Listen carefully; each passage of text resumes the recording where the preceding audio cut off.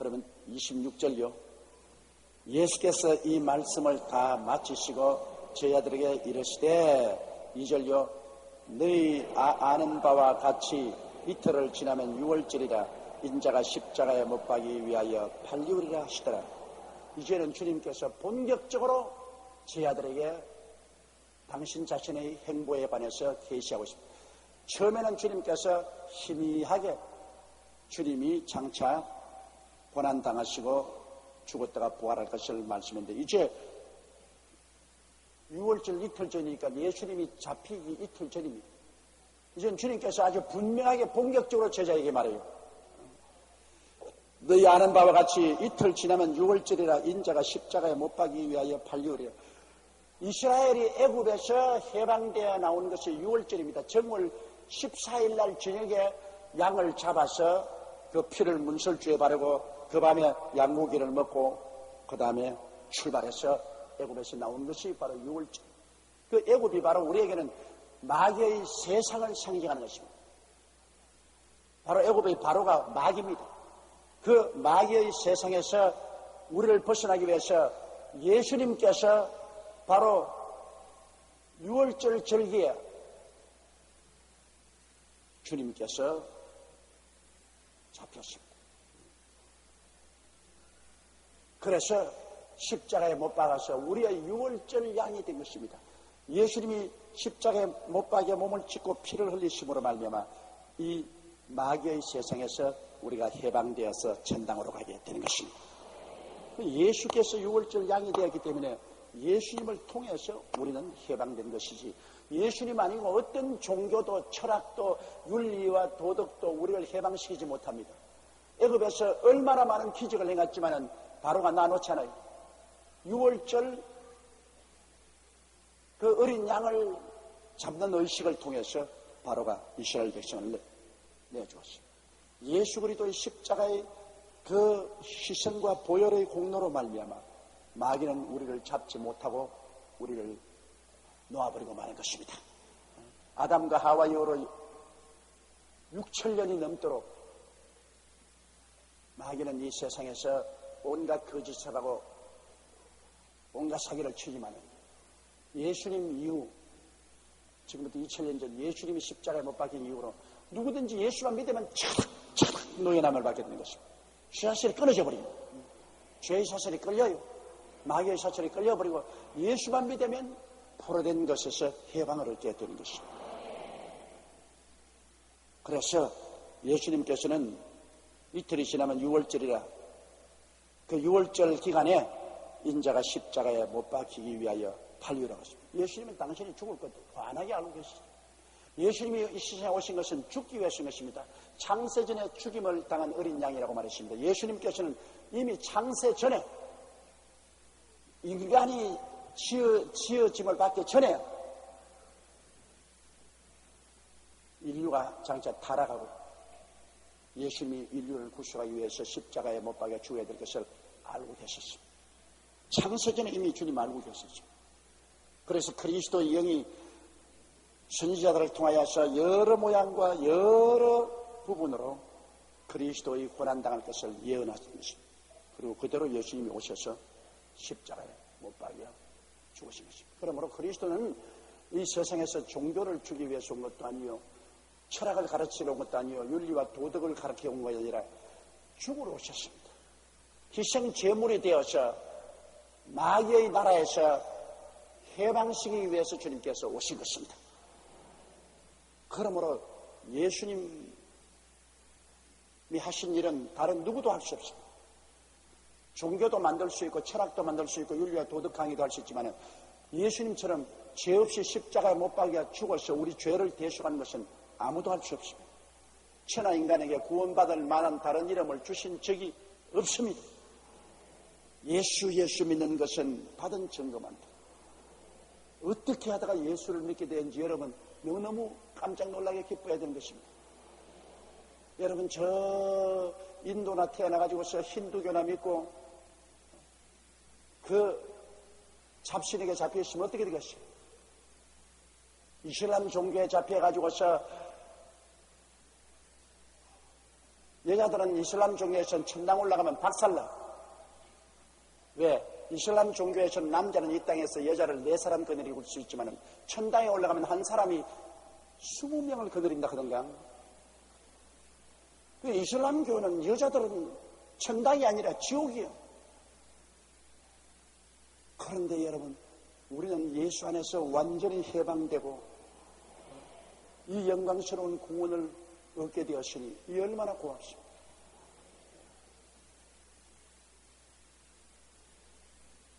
(3절요) 그때 대제사장들과 백성의 장로들이 가야바라 하는 대제사장의 아문에 모여 예수를 회개로 잡아 죽이려고 민원하되, 예수 그리스도를 누가 잡아 죽이려고 고발했냐? 야훼 하나님을 믿는다고 하는 그 대표자들이 그렇게 하는 것입니다. 이거 참 놀라운 일입니다. 그들이 하나님을 섬긴다고 하면서 하나님의 아들이 왔는데 하나님의 아들을 잡아 죽이려고 모함하고 하나님의 아들을 죽였다. 그러고도 자기들은 하나님이 일을 했다고 합니다. 예수님을 이단과 사설이기 때문에 잡아 죽였다. 이거 정말로 모순도 보통 모순이 아닙니다, 여러분. 하나님을 섬긴다고 그들이 온갖 정성을 다해서 율법을 지키고 제사의식을 해가면서도 하나님이 진작 오니까 하나님을 죽여버려요. 유대민족들은 지금도 그래요. 지금도 그들은 예수 그리스도를 이스라엘 나라에 가면 법적으로 못 믿게 하고 예수 그리스도를 무시무시하게 핍박하고 있습니다. 하나님의 백성이 하나님을 쫓고 하나님의 백성이 하나님을 십자가에 못 박았다. 이건 정말로 비극 중에 비극입니다. 그가 자기 땅에 오며 자기 백성이 그를 알지 못하였다고 성경은 말하고 있습니다. 이제 나중에 보면 예수 그리스도께서 지상에 강림하셔서 7년 환난 이후에 메시아로 오셔서 그들에게 못 잡힌 손을 보여주고 못 박힌 발을 보여주시면 그들이 물을 것입니다. 왜 이래 손에 못이 못장이 나고 발에 못장이 나냐? 자기 백성에게 왔을 때 자기 백성들이 십자가를 못 박았다. 그때야 살아남은 유대인들이 땅을 치고 울고 통곡할 것이라고 구약 성경에 말을 하고 있습니다. 그들은 그때야 눈이 뜨기가 너무 기가 막힙니다. 어찌하여 우리 조상들이 다가온 메시아를 십자가에 못 박아 죽였느냐? 이럴 수가 있느냐? 그때는 땅을 치고 통곡할 것이라고 했습니다. 그런데 이스라엘 백성들은 그 종교적인 국회가 있어요. 거기에는 대제사장과 이 서기관들과 백성의 장로들이 대표가 되어서 72명 가까이 모여가지고서 유대인의 산헤드린이라는 종교 국회를 가지고 있습니다. 거기가 정권을 가지고 사람을 죽이기도 하고 살리기도 했습니다.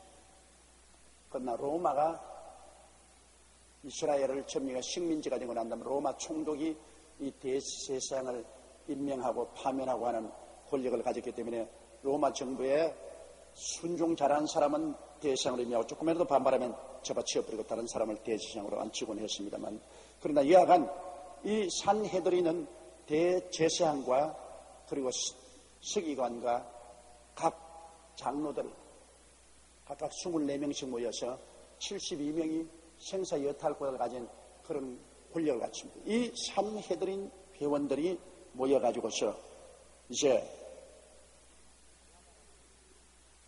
가야바라 하는 대제사장의 아문에 모여 예수를 괴계로 잡아 죽이려 하더라.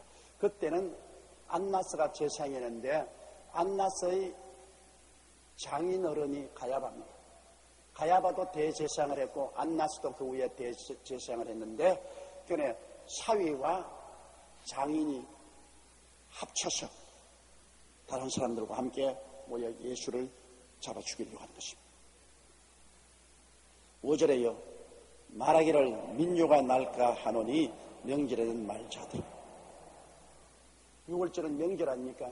명절인데 명절날 예수를 잡으면 많은 백성들은 예수님을 지지했습니다. 서민들요. 이 세상에서 권력도 없고 돈도 없고 천대를 받는 일반 백성들은 예수님을 그들의 희망으로 삼았습니다. 예수님께서 새로운 세계를 가져올 줄로 그렇게 기대를 하고 있었습니다. 그러므로 예수를 잡으면 그들의 희망의 불을 끄는 것이기 때문에 일대 밀란이 일어날 위험이 있습니다. 그 당시에는 여러분 로마의 속박하에 있었기 때문에 이스라엘 백성들이 단체로 모여서 독립을 얻기 위하여 이런 밀란을 일으킨 적이 많습니다. 바라바라는 사람도 극열당원의 한 사람으로 예수님 당시에 밀란을 일으켜서 불지르고 살인하고 파괴한 일을 하다가 잡혀서 감옥에 들어가는 것을 우리가 잘 알고 있습니다. 이와 같이 이 명절날 예수 잡으려다가 큰 밀란이 일어나면 오히려 로마 정부에서 군대를 파견해서 더 유두민족이 어려운 징에 처하기 때문에 우리 명절날은 예수 잡지 말자 그렇게 했습니다만 그러나 결국 그 명절 때 예수님을 잡았습니다. 6절에요. 예수께서 베다니 문둥이 시몬의 집에 계실 때 이 베다니는 감람산이 있는데 감람산 이쪽 편은 베다니고 감람산을 건너서 저리 가면 예루살렘입니다. 그래서 이 베다니는 예루살렘에서 살지 못하는 사람들이 쫓겨난 빈촌의 빈민촌입니다. 거기에 못 사는 사람들이 다 모여 있어요. 그런데 거기 예수님께서는 베다니 문둥이 시몬의 집에 있었다고 했습니다. 우리 주님께서는 문둥이 집에 들어가서 계셨어요. 우리 주님께서 예루살렘에서 일을 하시나 밤에 주무실 때는 언제나 베다니에 와 주무십니다. 가난하고 병들고 헐벗은 사람과 함께 주님 지냈었는데요. 더구나 여기에는 베다니 문둥이 시몬의 집에 주님이 있을 때 7절요. 한 여자가 매우 귀한 향유 한 옥합을 가지고 나와 식사하시는 예수님의 머리에 부으니 이 여자는 우리가 잘 아는 마리아 아닙니까? 나사로의 동생 마리아. 그 마리아가 옥합을 깨뜨려서 그 기름을 예수님 머리에 붓고 발로 붓고 요한복음에 보면 그 머리채로서 그 발을 닦았습니다. 굉장한 사랑과 헌모의 정성입니다. 여러분, 이 옥합이라는 것은 유대인의 여자들은 시집 갈 때 가져가는 빅물입니다. 시집 갈 때 옥합에 나도 기름을 얼마나 많이 가져가는가에 따라서 시집에 큰 사랑을 받습니다. 이렇기 때문에 모든 처녀들은 이 옥합에다가 열심으로 나도 기름을 모읍니다. 그래서 기름을 많이 가져갈수록 시집에 가서 사랑을 받습니다. 기름이 큰 살림미천이 됩니다. 그런데 여기 마리아는 자기 부모도 없이 아마 이 기름을 모으려는 굉장히 노동을 많이 했을 것입니다. 그래서 결혼해서 잘 살 꿈을 가지고 있었는데 예수님이 죽은 오라버니를 살린 것에 너무나 감격해서 그는 시집도 모두 다 포기하고 그 기름을 옥합에 가지고 와서 그는 깨뜨려서 예수님 머리에 붓고 발에 부었다. 그건 뭐냐? 자기 시집 갈 것을 포기한 겁니다. 이제는 뭐 시집 갈 수 없어요. 기름 없어요. 어떻게 시집 갑니까? 그러니까 자기의 시집 갈 일생을 다 깨뜨려버려요. 예수님을 위해서 몸도 마음도 미래도 다 주님께서 앞에 부어버린 것입니다. 이 마리아의 그리스도에 대한 헌신은 참으로 아름답고 기가 막힌 일입니다. 그 처녀의 일평생을 깨뜨려가지고서 예수님 앞에 부어버린 것입니다. 얼마나 그리스도를 흠모하고 그리스도의 은혜에 감사했던지 그 발을 머리채를 풀어서 씻었다. 여성들에게 가장 귀한 것이 머리입니다, 여러분. 내가 가만히 보면 여러분 머리를 바꿔놓으면 사람이 바꿔져요. 제가 이 강단에서 늘 보지 않습니까? 그래요. 그럼 여러분이 머리를 탁 바꾸면 사람이 완전히 달라 보여요. 다른 사람인가 하고 보니까 머리를 바꿨어요. 그래서 여성들은 가장 많은 시간을 머리 가꾸는데 보냅니다. 벌써 기집애는 어릴 때부터 그 겨울에 앉아서 머리를 하고 이 머리라는 것은 굉장히 귀한 겁니다, 여러분. 그런데 이 머리채를 풀어가 예수님의 발을 닦았다. 그것은 주님의 발 아래 엎드린 종을 표현하는 것입니다. 그러니까 온 방 안에 기름 냄새가 가득하고 이 여인이 머리가 산발이 되어서 머리에서 그냥 기름이 툭툭툭툭 떨어지면서 그리스도를 바라볼 때 그 그리스도에 대한 사랑과 헌무가 얼마나 극에 달했지 않습니까? 주님을 위한 극체의 예배인 것입니다. 극체의 예배. 8절에 보면요. 제자들이 보고 분하여 가로되 무슨 의사로 이것을 허비하느냐. 9절에요. 이것을 많은 값에 팔아 가난한 자들에게 줄 수 있겠더라 하르노. 이 병신 뒷다라지 같은 제자들 보십시오. 이 마리아의 그 순수하고 한없는 주님에 대한 헌신과 사랑을 돈으로 개선합니다. 여러분, 사랑을 돈으로 개선하면 그건 참 비극입니다. 물론 사랑하면 돈으로 표현을 할 수 있겠지만은 사랑을 돈으로 가지고 살 수 없습니다. 사랑은 순수한 사랑으로 나오는 것이죠. 사랑이 있으면 돈도 따라오는 것이죠. 돈으로 사랑을 사거나 돈에 팔려서 가면 그 일생은 참으로 비극입니다. 돈 보고 시집가고 돈 보고 장가가는 사람은 장님들입니다. 여러분, 돈이 절대로 사랑을 가져오지 못합니다. 최근에 내가 신문에 보니까 어떤 돈 없는 평범한 사원이 한국의 제일 큰 재벌의 딸하고 결혼을 하는 것을 보았는데 내가 그걸 읽고 야, 너 팔자 끄벅끄벅하다 이제. 왜? 돈 없는 청년이 제일 갑부의 딸하고 결혼했으니 그 딸을 어떻게 모시고 살랍니까? 어깨에 걸머지고 병에 업고 살아야 될 것인데 하루 이틀 그거 하겠어요? 이제는 키 막히고 고통스러운 곳에 들어갔습니다. 사람은 다 자기 처지대로 살아야 돼요. 가난한 사람은 가난한 사람끼리 결혼하고 부자는 부자끼리 결혼해야지. 그래야 그 사회적인 레벨이 맞아야 삽니다. 전에 이혼하러 온 한 부부의 말을 여러분에게 제가 한 적이 많이 있죠. 굉장히 큰 부잣집 아들이 아주 가난한 집 딸하고 결혼했습니다. 서비스업에서 그 심부름하고 하는 아주 인물이 부장하고 잘생긴 여성인데 큰 부잣집 아들이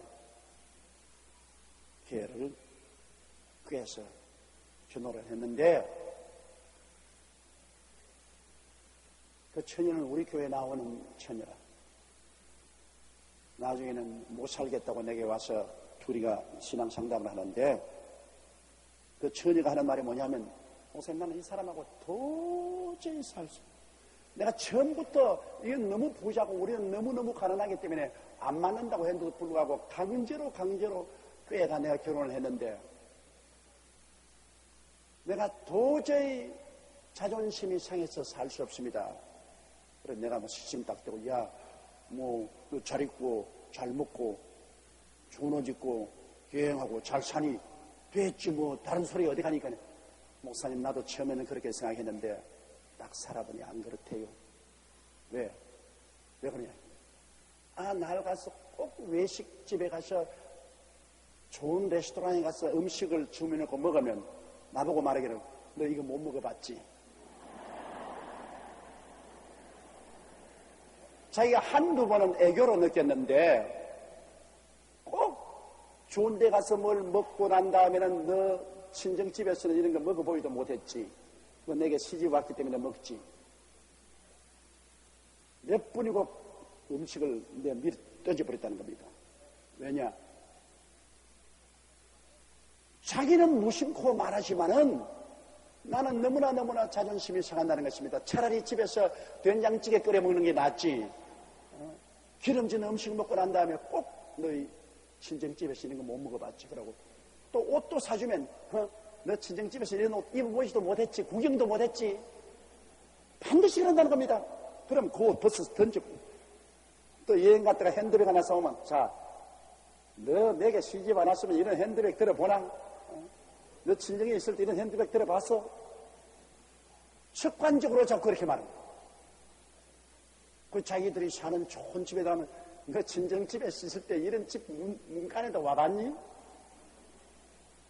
자기가 도저히 자존심이 상해서 이제는 뭐 아예 그냥 천금을 준다 해도 싫다는 거죠. 차라리 초가상칸에 들어가서 자기하고 레벨이 맞은 사람하고 이 말을 맞대고 사는 게 좋지. 이렇게 레벨이 어긋나서 못 산다니까. 그 청년은요, 신앙생활인데 도저히 그 여자 말을 이해를 못해요. 목사님, 내가 뭐가 나쁩니까? 실제로 친정에 가서 지금 그런 거 먹어봅니까? 자기 친정에서 그런 거 어디 봅니까? 그런 집에 살아봅니까? 내가 시집 와서 내가 이렇게 다 잘해주면서 내 친정에서 이렇게 못했지. 그렇게 말하는데 그게 뭐 그렇게 자존심이 상하고 그렇게 고통이 될 리가 어디 있습니까? 그래서 내가 청년에게 한 말이 있습니다. 그것은 당신은 어릴 때부터 부잣집으로 살았고 부자 생활을 했기 때문에 열등의식과 좌절감을 느껴본 적이 없다. 가난하고 헐벗고 굶주리고 교육을 못 받은 사람은 깊은 열등의식이 있다 마음속에. 난 남보다 공부도 못했다. 남보다 가난하다. 남보다 가문이 비천하다. 그러한 좌절과 열등의식이 마음속에 팍 짓눌려 있는데 그 아픈 데를 자꾸 지적하니까 아픈 거 지적하는데 아예 안 클 사람 누가 있느냐? 아픈 것도 자꾸 누르는데 아예 안 클 사람이 없고. 당신의 아내는 거의 태생으로부터 지금까지 눈에 안 보이는 마음속에 열등의식과 좌절감이 눌려있다. 그 아픈 데를 자꾸 누르지 마라.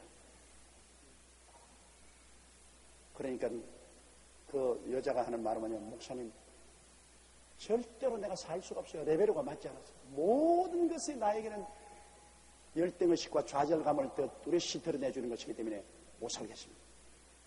뭐 그렇게 했었더니 나중에 그냥 이혼해버렸어요. 갈라졌어요.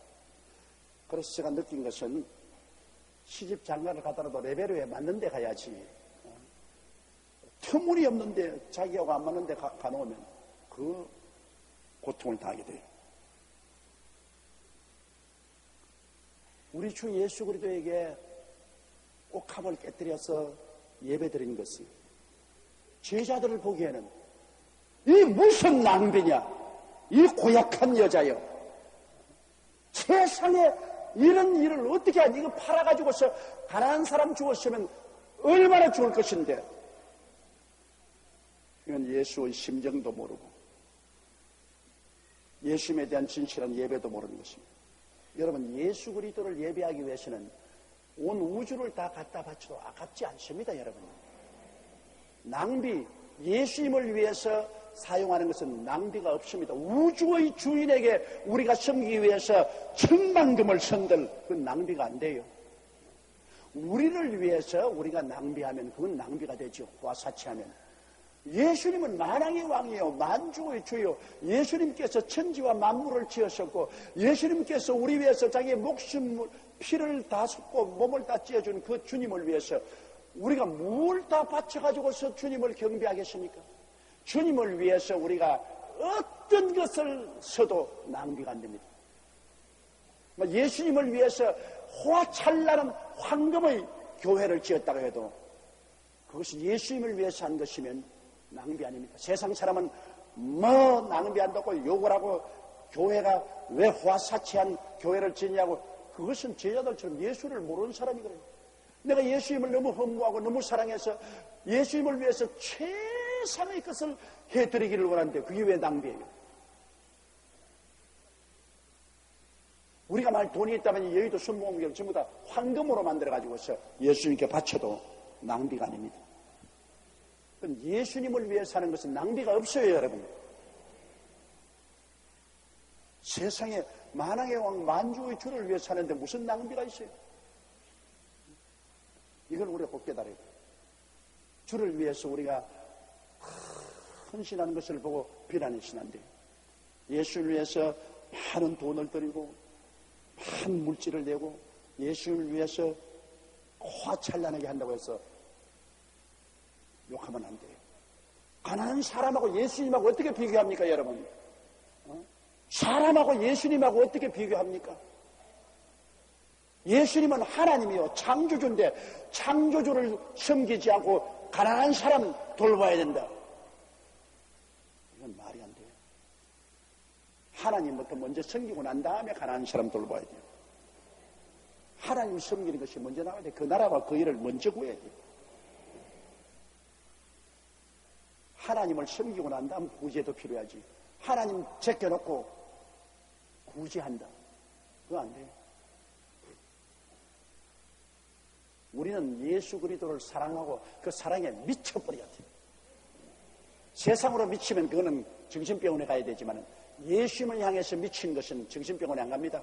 바울 선생이 내가 미쳤어도 그리스도를 위해서 미쳤고 정신이 온전해도 너희를 위해서 온전하다고 말했어요. 정말로 실제 믿으려면 미친 듯이 한번 믿어봐야지.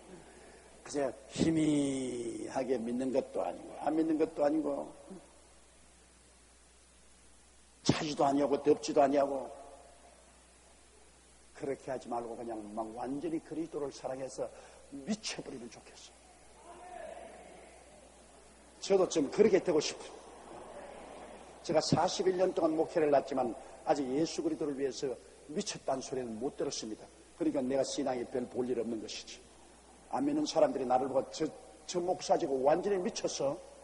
완전히 걸쳤다고. 그렇게 들으면 그때 내가 정말 잘 믿는 사람이야. 근데 다 나를 보고 정상적인 사람이라고 하기 때문에 이건 내 신앙이니까 별 볼 일이 없어. 내가 천당하기 전에 한번 예수님을 위해서 미쳐보고 싶은 생각이 간절합니다. 이 마리아는 미쳤어. 내가 봐도 미쳤어. 그러나 이야말로 예수님이 얼마나 마리아를 사랑했던지 이 복음이 전파되는 곳마다 이 여자가 내게 한 것을 다 말하게 되는데 지금도 우리가 말하고 있잖아요. 이 마리아의 한 일을 우리가 말하고 있잖아요. 그러므로 이 예수님의 심정을 모르는 제자들, 더구나 가룟 유다가 더 화를 냈는데 지는 돈을 훔쳐먹으면서도 화를 냈다. 이것은 중대한 시각차를 표시하는 것입니다. 제자들 보기에는 낭비지만은 마리아에게는 낭비가 아닙니다. 예수 그리스도를 예배하기 위해서 자기의 최대의 정성을 다한 것입니다. 오늘날도 우리가 마리아처럼 우리가 옥합을 깨뜨릴 수 있으면 최대의 예배가 되는 것입니다.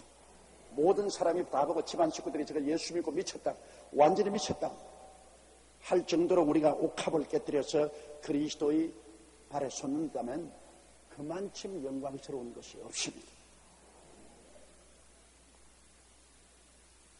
이것을 많은 값에 팔아 가난한 자들에게 줄 수 있겠다 하거늘 10절에요. 예수께서 아시고 저에게 이르시되 너희가 어찌하여 이 여자를 괴롭게 하느냐, 저가 내게 좋은 일을 하였느냐. 주님이 딱 정식을 하시고 모두 다 그 여자를 꾸짖으니까 너희가 어찌하여 이 여자를 괴롭히냐. 이 여자가 내게 좋은 일을 했다. 예수님은 방금 십자가를 지어가지고 얼마나 고통스럽고 괴로움을 보고 나갑니다. 예수님은 큰 사랑의 후원이 필요합니다. 위로가 필요합니다. 예수님을 큰 사랑과 위로를 주어야 주님이 거기에 큰 용기를 얻고 십자가를 걸머지고 그 고통을 감당할 수 있는데요. 바로 마리아가 예수님이 십자가를 걸머질 수 있는 위대한 위로를 제공해 주신 것입니다. 마리아가 예수님을 그렇게 흠모하고 사랑하는 것을 생각할 때 예수님은 내가 목숨을 바쳐서 이 인류를 구원할 가치가 있다고 생각하는 것이죠. 예수님에게 용기와 힘을 준 것이 얼마나 좋습니까? 오늘 또 우리가 예수님을 향해서 큰 사랑을 베풀면 예수님이 크게 기뻐하고 더 영광스럽게 느끼는 것은 내가 십자가를 걸면 가치가 있었다.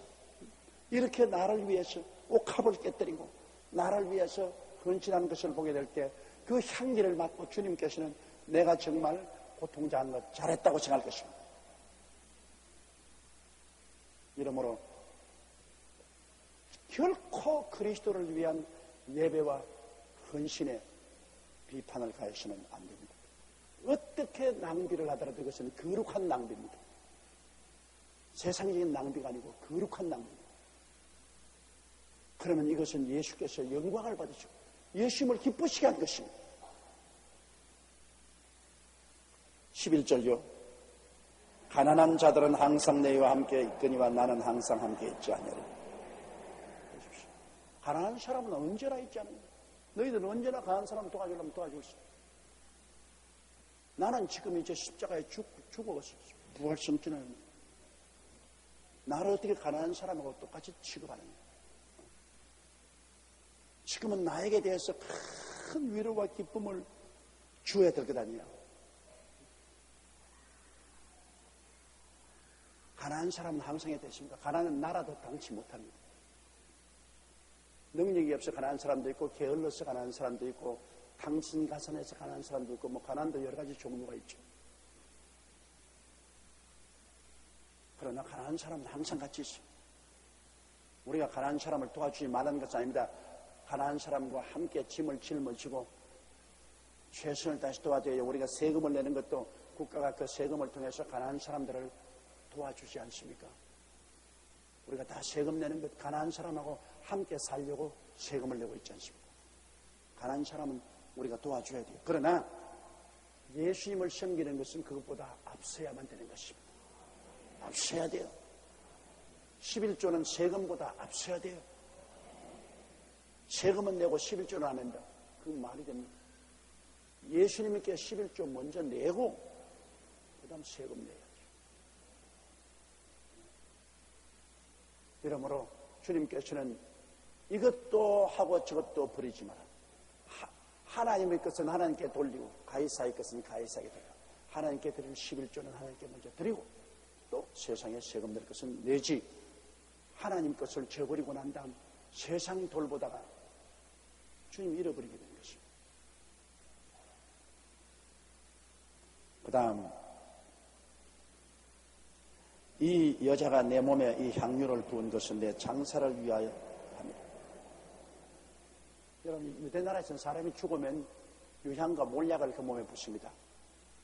몰약은 방부제고 썩는 것을 막는 것이고 유향은 향기를 내립니다. 죽은 사람 몸에 향기가 나야 돼요. 그러므로 예수님이 죽을 그 몸에 미리 향유를 부었다고 주님이 변명을 해줬습니다. 시체에다가 몰약과 향유를 붓는 것이 산 사람 몸에 향유를 붓는 건 아니지요. 그러나 예수님께서는 꾸짖는 제자들에게 이 여자는 이미 내 죽음을 위해서 이 향유를 부었다는 이 말은 무슨 말이냐면 내가 죽을 수 있도록 용기와 힘을 주었다 그 말인 것입니다. 여러분. 내가 아직 죽지도 않았지만은 있는 힘을 다해서 내가 향유를 부음으로 내가 죽을 수 있는 용기와 힘을 얻게 되었다.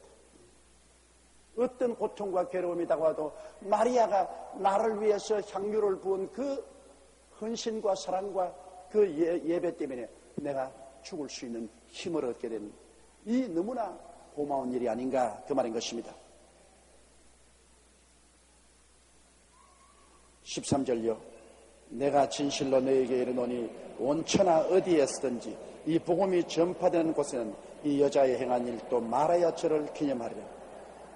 와, 시집 안 가도 까딱 없어요. 아직까지 옥합 하나 깨뜨려 가지고서 주님 발 앞에 부어고 일평생 시집 안 가도 이 마리아가 한 일은 온 천하 만국에 예수 그리스도의 복음을 전거되는 곳마다 이 한 일이 칭송이 되고 기념이 되리라. 그렇다면 마리아가 지금 하늘나라에 올라가서 얼마나 하나님의 귀염을 받고 하나님의 사랑을 받겠습니까? 그가 시집가서 일생을 잘 살았다 해도 2000년 지난 오늘날에 보면 그때 잘 살은 사람 못 살은 사람이나 다 공동묘지에 들어가서 벽골이 침토되어 넋이라도 있고 없고 되고 말았는데 그때 그의 향유를 부음으로 말미암아 주님이 이 복음이 전가되는 것은 세상 어느 곳이나 이 여자에 대해서 기념하리라. 오늘 우리도 이 이 마리아의 한 일을 우리 기념하고 있지 않습니까? 그러므로 여러분이 주님을 예배하기 위해서 여러분의 옥합을 깨뜨리는 것은 길이 기념되는 것입니다. 하늘나라의 주님께서 영원히 기념하시는 것입니다. 주를 예배하기 위해서 희생하는 것은 여러분 절대로 낭비가 아닙니다.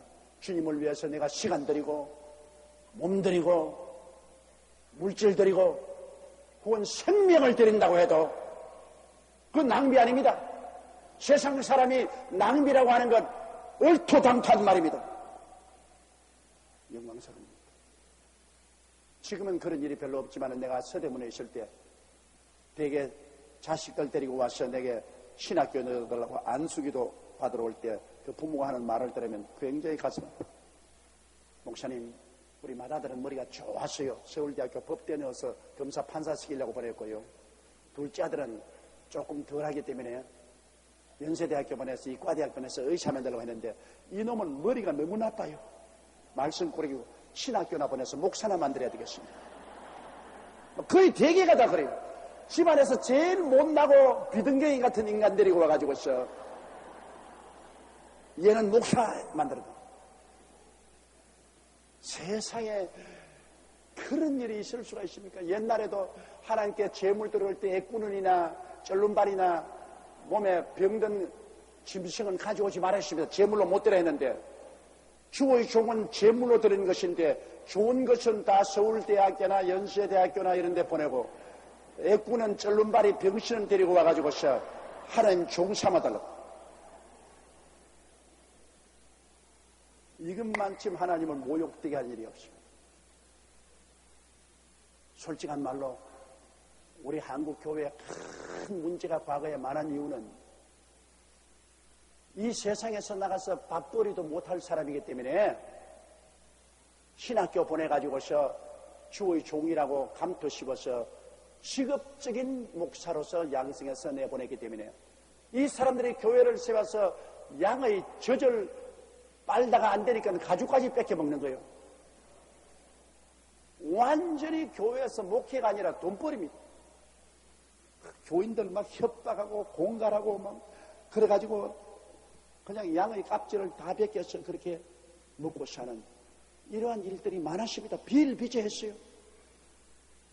난 내 제자들 중에 우리 교단에서 도저히 주의 종이 될 수 없는 사람이 그는 가서 구두나 수선하고 노동이나 해야 될 사람이 주의 종이란 한 판을 서고 나가가지고서 막 교인들을 가죽만 뺏기는 게 아니라 뼈까지 부숴먹어요. 뼈까지 부숴. 그런 일을 많이 보았습니다. 너무나 안타까운 일입니다. 여러분의 자녀 중에 주님 종으로 바치려고 하면 제일 좋은 자녀를 보내야 돼요. 옥합을 깨뜨려야 돼요. 옥합을. 내 자식들 중에 제일 인물 좋고 제일 머리 좋고 제일 잘난 놈을 너는 주어야 줘. 제일 못난 놈은 너는 세상에서 직업을 얻어서 살아. 그래야죠. 옥합을 깨뜨려야 돼. 그래야 주님께서 기쁘게 받으시고 영광해야지. 좋은 것은 다 세상으로 주고 밥벌이도 못하고 비등갱이 같은 것은 하나님께 드리고 비등갱이라기는 경상도 말이 돼가지고 여러분 무슨 말인지 못 알아들어요. 우리 하나님은 최선의 것, 최고의 것을 받을 가치가 있습니다. 하나님께 드리는 것은 무엇인지 최선의 것을 드려야 돼. 최선. 나는 어떤 교인 한 사람이 주님께 주일날 헌금할 때 그 헌금 돈은 꼭 내가지고서 대레미로 달아요.